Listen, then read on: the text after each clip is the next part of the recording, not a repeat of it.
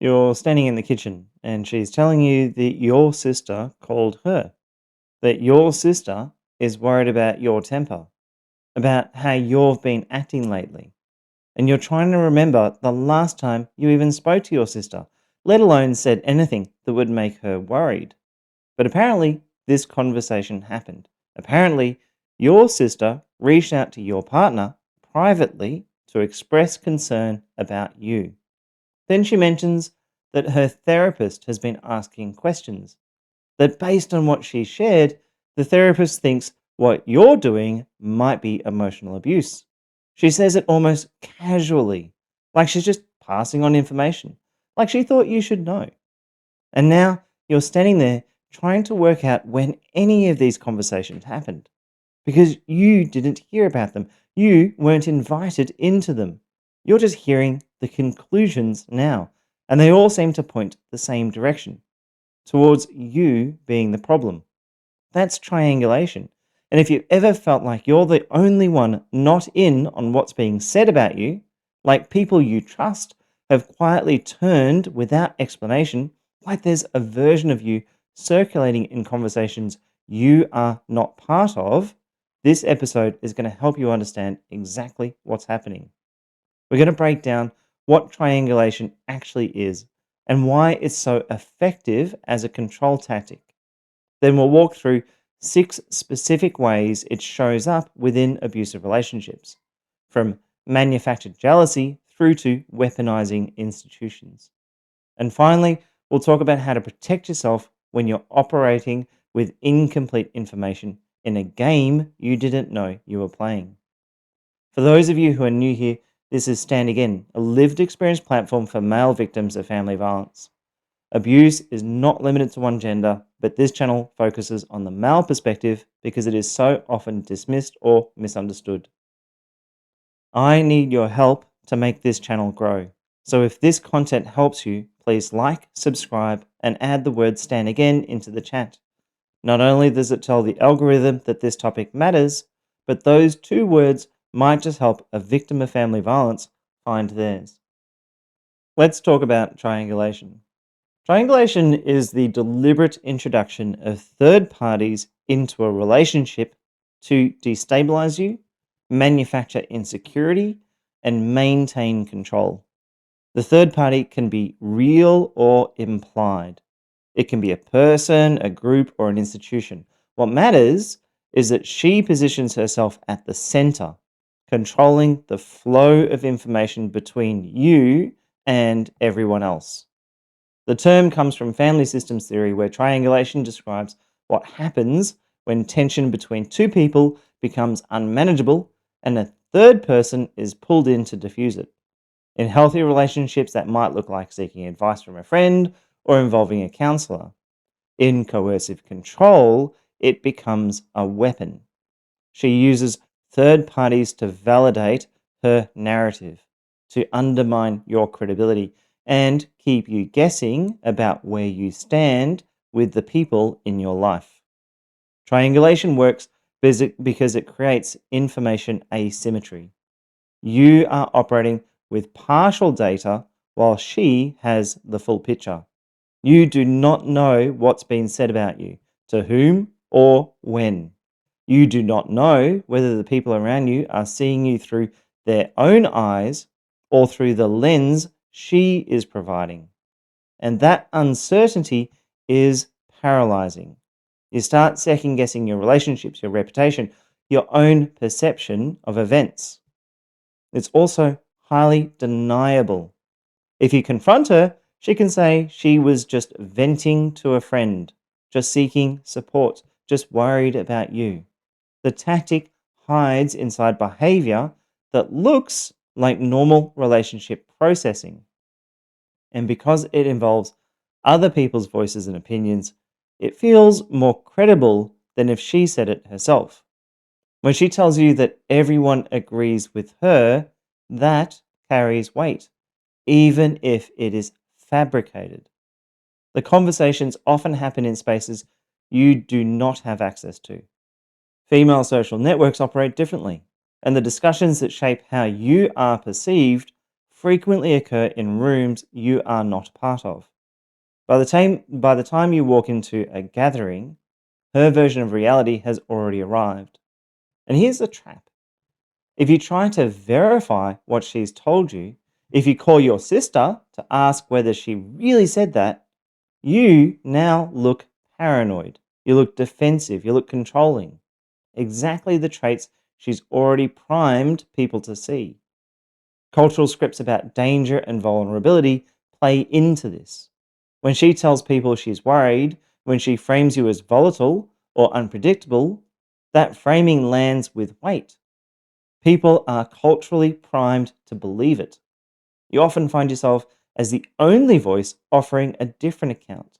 In rooms where her version arrived first, speaking to people who've already been given a framework for interpreting anything you say. The result is isolation that doesn't look like isolation.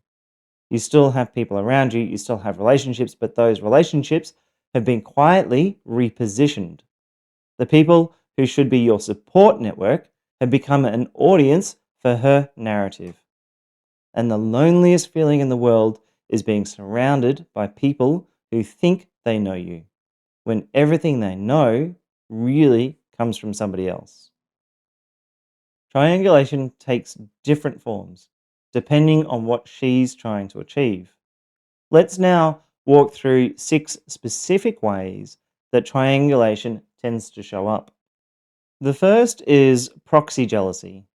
Proxy jealousy is where she manufactures romantic or sexual insecurity by highlighting attention from other men. She mentions that her coworker has been flirting with her, that her ex reached out, that someone at the gym commented on how good she looks. The information is typically offered casually, as if she's just sharing her day. But the subtext is clear. Other men are interested. Other men are paying attention. And if you're not careful, if you don't work harder, try harder, give more, you could lose her. Proxy jealousy activates attachment threat. It targets a part of you that found meaning in being chosen, in being kept, in being the one she wanted. When that selection feels uncertain, when it feels like you are in constant competition with unnamed rivals, the anxiety can be overwhelming. You find yourself performing your value, proving your worth, working to stay in a position you thought you already had secure. The third party in proxy jealousy may or may not even exist. The flirtatious coworker might be real. The ex who reached out might be fabricated. It does not matter. What matters is the effect, keeping you destabilized, keeping you competing, keeping you focused on holding on to her rather than questioning how she is treating you. The second form is weaponized comparison. Weaponized comparison is where she uses third parties as benchmarks you're measured against and found lacking. The third party could be an ex partner, a friend's husband, her father, a colleague, anyone who can be held up as an example of what you should be. My ex would never have done that. Sarah's husband always plans their holidays. My father worked 2 jobs and still made time for us. Weaponized comparison creates an impossible standard because the standard typically keeps moving. Today it's about emotional availability, tomorrow it's about financial provision, next week it's about how you parent. The comparison figure is curated to highlight your specific deficiency in that moment. And because they are not actually in the room, they can be whatever she needs them to be. Her ex becomes a saint. Her friend's husband becomes perfect. These people are being used as props in a performance designed to diminish you. Weaponized comparison often targets competence and provision. It suggests that other men are doing it better, being better, succeeding where you are failing. And because much of your identity is built around capability and contribution, these comparisons cut deep. You're left chasing a version of yourself that exists only in her rhetoric. The third form is consensus gaslighting. Consensus gaslighting is where she claims that specific people share her negative assessment of you, even when they do not, even when they haven't been consulted, or were fed distorted information before being asked. Your sister told me she's worried about your temper. My mother thinks you're too controlling. Everyone at the dinner party noticed how rude you were. Consensus gaslighting weaponizes social proof.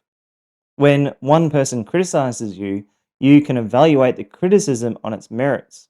When she tells you that everyone sees what she sees, that the people you trust have independently arrived all at the same conclusion, it's much harder to dismiss. The criticism feels objective. It feels verified. It feels maybe you really are the problem, because how could everyone be wrong? The people named in consensus gaslighting often have no idea they have been invoked. Your sister may never have expressed concern. Her mother may never have called you controlling, but you don't know that. And the cost of calling her mother to ask if she really said that is significant. It makes you look insecure at best, paranoid at worst. It positions you as someone who checks up on his partner, interrogates her relationships, doesn't trust her word. Exactly the kind of man she may already be describing you as. Consensus gaslighting isolates you through inclusion. The people around you become evidence against you, whether they know it or not. You start to feel watched, judged, quietly discussed in conversations you are not part of. And the loneliness of that experience is profound. The fourth form is preemptive framing. Preemptive framing is where she strategically plants her version of events with key third parties before you have the opportunity to speak. She gets to do the story first. By the time you arrive, the frame is already set. Preemptive framing works because first impressions are sticky. The first version of a story becomes the anchor against which all other versions are measured. If she calls your mother after an argument and shares her tearful account before you've even processed what's happened, then your mother's sympathies are already positioned. When you call later to share your perspective, you're not offering the truth, you're offering a competing narrative. And competing narratives require people to reconsider what they already believe, which most people resist. She might call your family after a disagreement and express concern about your mental health. She might text mutual friends while you're at work, framing a conflict as something you caused. She might speak to your children's teachers about your instability. The conversations happen while you are not looking. And by the time you realize the framing has occurred, it's already embedded. Preemptive framing exploits existing cultural assumptions about men. A woman expressing fear about a man is taken seriously, as it should be. But that appropriate response can be weaponized. When she frames you as aggressive, volatile, or dangerous before you've said a word, you're already playing defense. You're not establishing your character as a good man, you're trying to rehabilitate it. The fifth form is relational hostage taking. Relational hostage taking is where she threatens relationships that you value, especially your relationships with your children, as leverage for compliance. If you keep pushing this, you won't see the kids this weekend. I'll tell them what you're really like. My lawyer says I can get full custody if I document this. Relational hostage taking uses the people you love most as weapons. Your children become bargaining chips. Your access to them becomes conditional on your behavior, your compliance, your willingness to absorb whatever she delivers without pushback. And because the threat is credible, because family courts do make custody decisions and children can be influenced by what they're told, the leverage works. The fear of losing your children is visceral, and she knows it. Relational hostage taking doesn't require her to actually follow through on threats. The threat itself is enough to produce compliance. You learn to measure every response, every boundary, every act of self assertion against the question, what might this cost me? This form of triangulation forces you into an impossible position. Assert yourself and you risk losing access to your children. Stay silent and the abuse continues. Either way, your children are being used as instruments of control, and the relationship you have with them is being mediated through her. The sixth form is manufactured alignments. Manufactured alignments is where she claims that institutions, authorities, or professionals support her position even when they do not. My therapist says what you're doing is textbook abuse. The school counselor agrees the kids are struggling because of you. I spoke to a lawyer and she said I have a strong case. Manufactured alignments borrow credibility from authority. When she invokes a therapist, a lawyer, a medical professional, the claim carries weight you cannot easily counter. These are supposed to be neutral parties, experts, people who assess situations objectively and arrive at professional conclusions. If they agree with her, surely that means something. The problem is that you have no way of knowing what was actually said. Her therapist may have offered a general comment about relationship dynamics that she's reframed as a diagnosis of your behavior. The lawyer may have explained process, not predicted outcome. The school counselor may have expressed routine concern that she's weaponized. All these conversations may never have happened at all. The professional exists only as a prop invoked to lend authority to her claims. Manufactured alignments are difficult to challenge because confidentiality protections often mean you can't verify what was said. You cannot call her therapist to ask what they actually think. You cannot demand transcripts of legal consultations. The authority figure remains behind a curtain, and all you have is her account of what they said, filtered through her agenda. Manufactured alignments often invoke institutions that already feel hostile: family courts, mental health systems, domestic violence services. When she claims these systems are aligned against you, it resonates with fears you may already carry. The alignment feels plausible even when she's fabricated it. So, how do you protect yourself from triangulation when you're operating with incomplete information in a game where she controls what you know? There are three tools that can help. The first is to shift from content to strategy. When she tells you what your sister said or what her therapist thinks or how everyone at the party perceived you, your instinct is to evaluate the content of what she is saying. Is it true? Did my sister really say that? Was I actually rude at dinner? That instinct keeps you trapped because you're playing her game on her terms, trying to verify claims that may never be able to be verified. The shift is to stop asking whether what she's saying is true and start asking what she's trying to achieve by saying it. What does she gain if you believe your sister is worried about you? What happens if you accept that her therapist thinks you're abusive? What behavior is she trying to produce from you or prevent you from doing? You know your abusive partner. You know her patterns. When she invokes a third party, ask yourself, what is she hoping to gain from this? What angle is she playing? What is she trying to maneuver me into? How is she trying to make me behave or stop me from doing? This is chess, and she just showed you the piece she is moving. Get strategic, get in front of the move. The second tool is to find professional navigation support. If you're in a coercive relationship, you're probably already isolated. Your social network may have been eroded, repositioned, or turned. Trying to rebuild that network from scratch while you're still inside the relationship is difficult and potentially dangerous. What you need is one professional who understands these dynamics, a psychologist, a coach like myself, someone who can help you see the board clearly and navigate your specific situation. This is this is not about emotional support, though that matters as well. It's about tactical support. Someone who can help you balance your perception when hers is the only voice you are hearing.